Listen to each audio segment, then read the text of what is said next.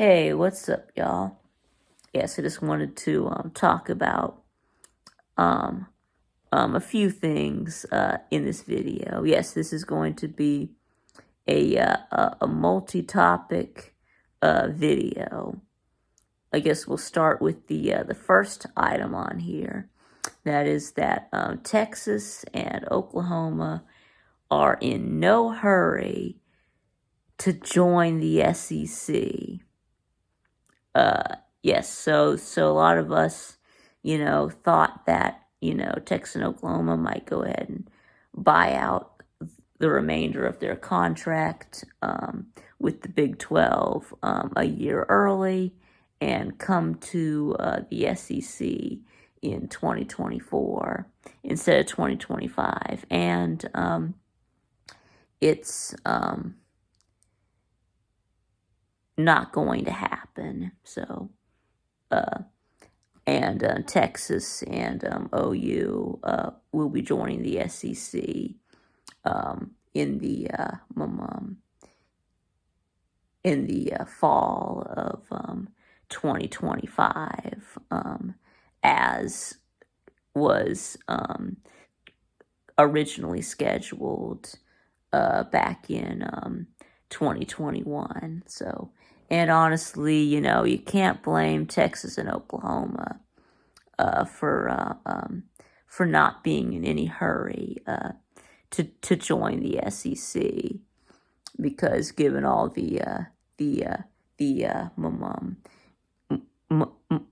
ass whoopings that they're going to take in the SEC, decided that they want to delay the inevitable for as long as possible. Although, of course, they will tell you that we're excited about joining the SEC. Well, apparently, not excited enough to join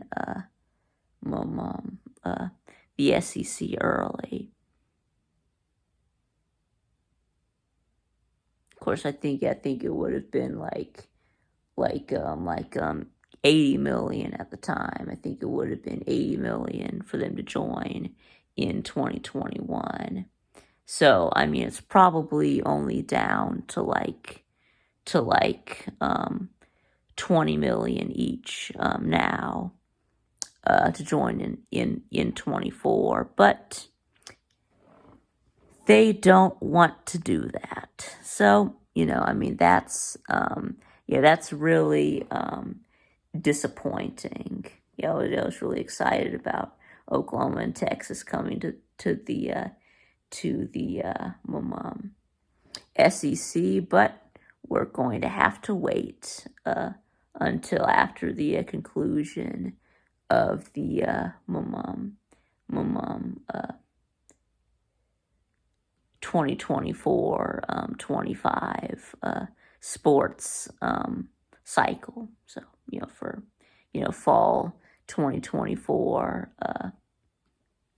spring 2025 will be their last year for all Oklahoma and Texas athletics in the Big 12. So we will just have to wait until then. So coming in 2025, we got Texas and Oklahoma joining the SEC, and that means that we will be moving to the 4-pod system. So, but until then, it's just what we have to work with. So that means that that for 2 years, for 2023 and 2024, the Big 12 will be playing with 14 teams, because they are adding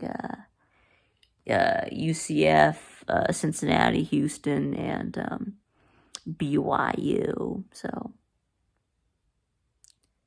but anyway, yes, and then USC and UCLA will be going to the Big 10 in 2024. Texas and OU to the SEC in 2025. yeah, that's all the confirmed realignments right now, and when they're happening. So, um, uh, but anyway, I know, but back when this merger was announced, um, this started a wave of conference realignment. Some actual realignment, and of course a lot of future, a lot of speculation about the future as well. Yeah, speaking of this speculation, um, yeah, realignment, rumors, and actual facts of realignment. Yeah, you know what I'm talking about. But anyway, so yes, that's disappointing. So how about we move on to the next thing? Next thing I was going to talk about is Alabama hires Tommy Rees as new offensive coordinator to replace Bill O'Brien. Of course, Bill O'Brien is leaving to become the offensive coordinator with the New England Patriots. So he's going back to the NFL. Much to the joy of Alabama fans everywhere. So, but anyway, but a lot of Bama fans, much to their disappointment, Nick Saban has gone ahead and hired Tommy Rees,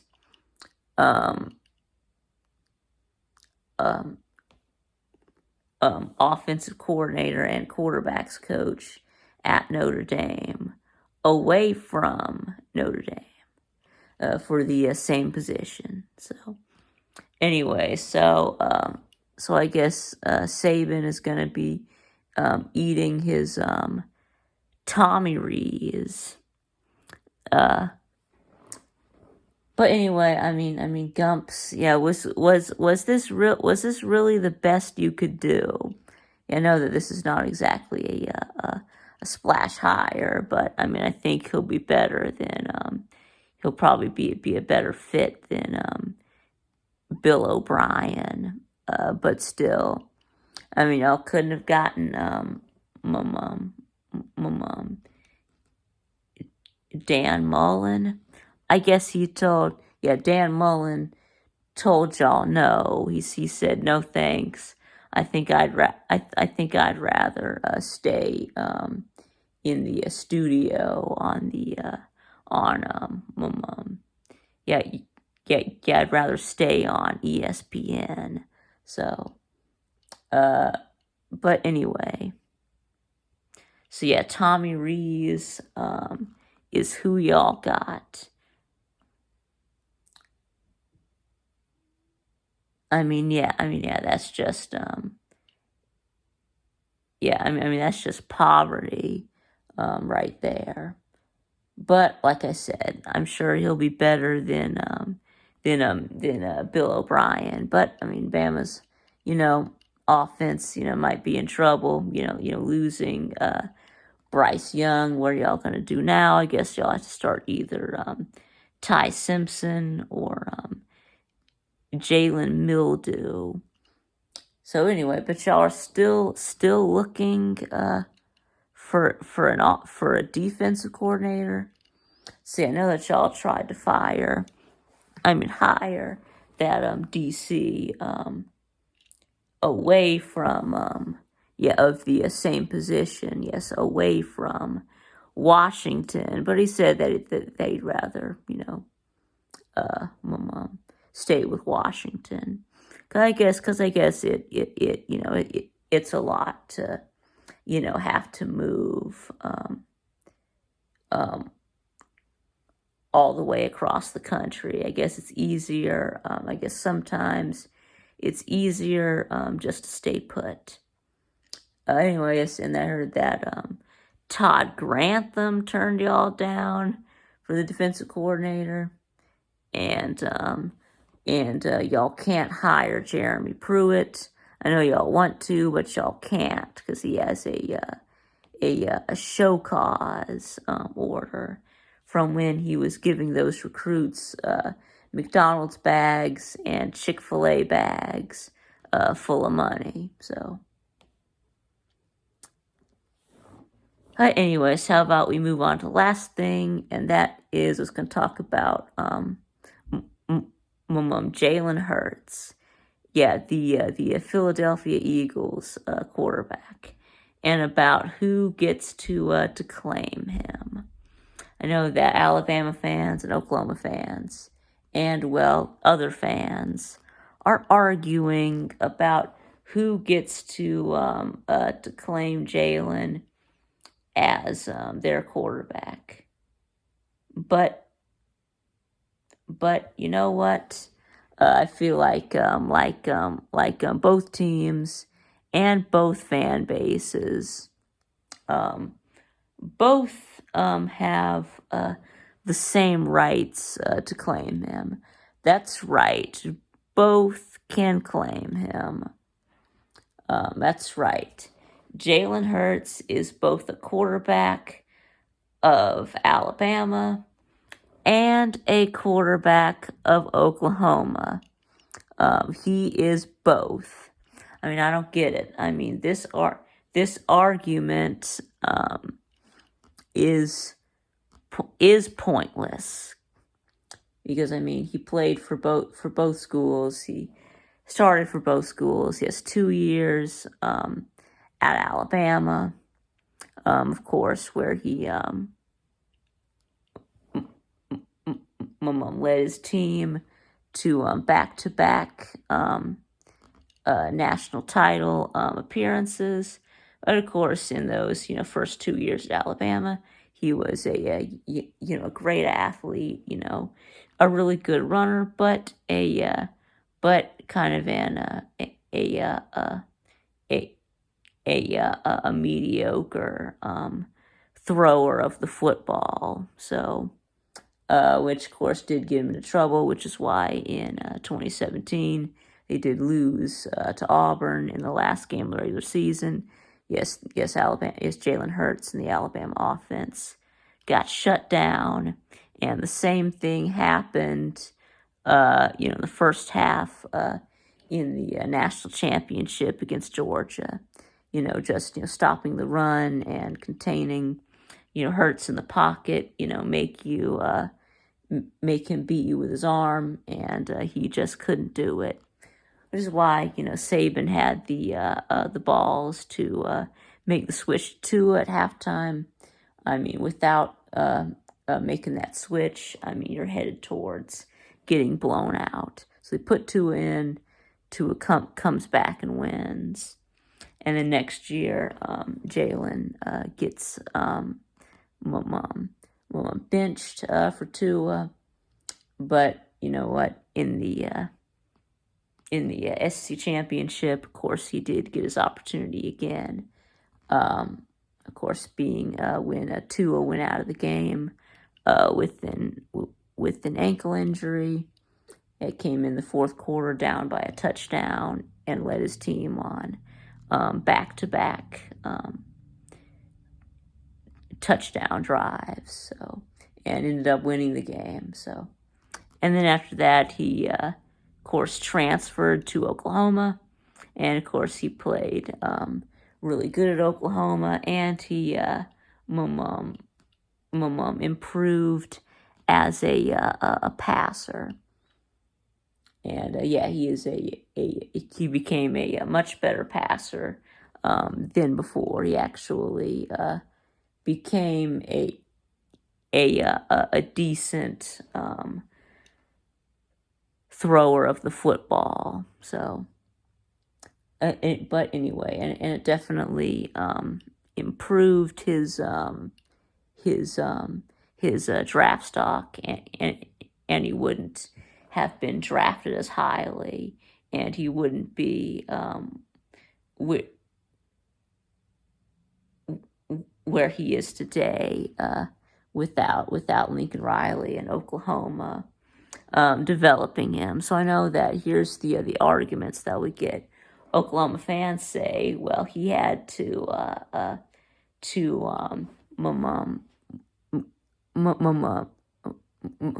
come to OU to get better as a passer. We actually, developed him. Bama didn't do a good job of developing him. That's what we had to do. But then Bama fans will say, but he played his first 2 years at Alabama. Yeah, he graduated from Alabama. Yes, he got his degree from Alabama. But the truth is that he pulled things from both Bama and OU. I'm sure that he has a lot of respect for both schools and all of his coaches and teammates. So I mean the truth is, yeah, I know. And another thing is that we said that he got benched at Alabama. They didn't want him anymore. But no, the thing is that he was still,